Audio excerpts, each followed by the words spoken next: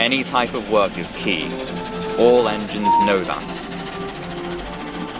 If it's passengers or goods, slow or fast, it still needs to be done. No engines understand this more than the Sodor heavy freight team.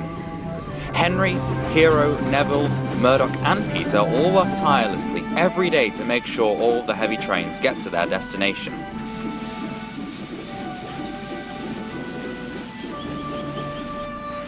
And after all that, I was sent to crew and rebuilt. And that's why you enjoy pulling the kipper so much?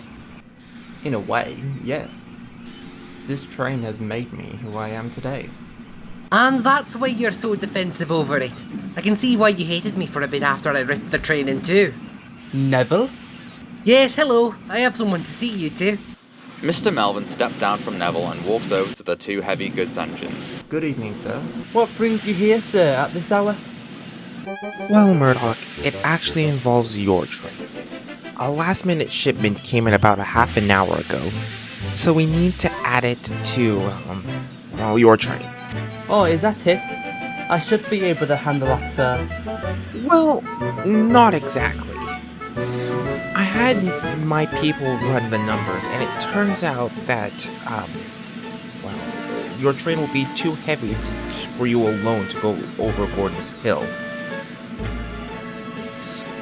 What does that mean, sir? It means that you need another engine to help you get over the hill. And I'm right here. No! Anyone but Neville, please, sir! He's the only available engine right now, and therefore he'll be helping you. I'm sorry, Murdoch. Isn't it great, Murdoch? Two of Soda's heavy goods team with the line all to ourselves. Ugh, yes, lovely.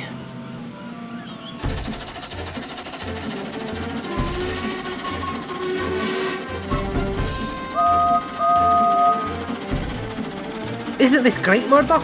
All the main line just to us. Yes, lovely. Just how I like it. So, what do you want to talk about? Talk about? Exactly, we have to talk about something to pass the time. Oh, what about that big job the heavy freight team undertook yesterday? What do you think that was all about? I think it was probably a construction project. As Neville began to ramble, Murdoch became more and more and more annoyed. Eventually, the pair reached Elsbridge, where they had to stop to pick up some goods from Thomas's branch line. Luckily for Murdoch, Neville happened to spot Percy at the platform. Oh, hello, Percy. Neville, where's Murdoch? I'm back here, don't worry. Oh, that's good. So, how have you been, Percy? What have you been doing? How's the branch line life? How are the others? Great, here we go. And Murdoch was right. Neville talked and talked. Poor Percy didn't even get a chance to respond to most questions. Eventually it was time to go, and when the guard blew his whistle and waved his green flag, Murdoch was beyond pleased. But soon his feelings would change as Neville once started talking again. That was nice. I haven't spoken to Percy in ages. How about you, big guy? It was alright, I guess. Murdoch wasn't happy. Neville was loud, and Murdoch usually took these night's runs to get some peace and quiet. Neville was ruining that. Things only got worse once Murdoch realised that Neville's little conversation at Elsbridge had delayed them, and things continued to get worse once the train arrived at Wellsworth. Duck! Hello, you two. Yes, hello, Duck. How are you? I'm good. How are you? Oh, we're great, aren't we, Murdoch? Just taking this train to Vickerstown.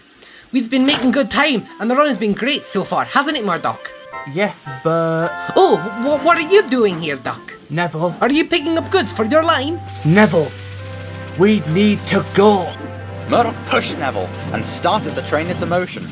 Neville was shocked and quickly said goodbye to Duck before the pair disappeared along the line. What was that for? The signal was green, and you were sitting there yapping. We are already delayed due to you talking, and we really can't be late. I was only trying to keep myself entertained.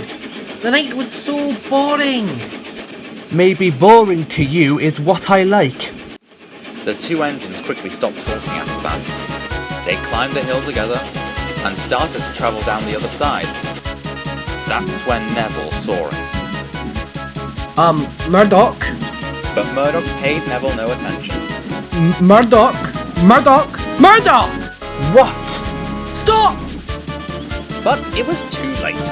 Neville struck the tree first, and then the rest of the train followed. And once the dust had settled, both engines found themselves in the dirt. Are you okay, Murdoch? Could be better. The two engines sat there through the night, and were still there the next day. Luckily, Edward arrived early in the morning with the breakdown cranes, and Mr. Melvin. You two, what happened? It's my fault, sir. No, it's my fault, sir. My fault. My fault. That's enough. Clearly, both of you are to blame. Now tell me what happened. Well, sir, as you know, I like my peace and quiet. That's why I do the night trains. I like to talk a lot, and I got on Murdoch's nerves very quickly. I got annoyed to the point where I wasn't listening to Neville at all and didn't listen to his warning. And that's how we got here. You know I expected better from the both of you. I thought putting you on this train together would go off without a problem. Clearly, I was wrong. I'm sorry to you as well, sir. I know both of us didn't want to disappoint you. And Murdoch, I'm sorry to you as well. It was your train. We should have done it your way. I'm sorry as well, sir. And Neville, I'm sorry to you as well. I didn't know how I do things, and I hope you can forgive me. Did you even have to ask, big guy? Of course I do. Good. Now that we have that settled, it's off to the worst with you two. And that's what happened. Neville and Murdoch were taken to the works, but it was found out they needed more repairs than thought, leaving a gap in the heavy freight team. One that needed to be filled. But that's another story.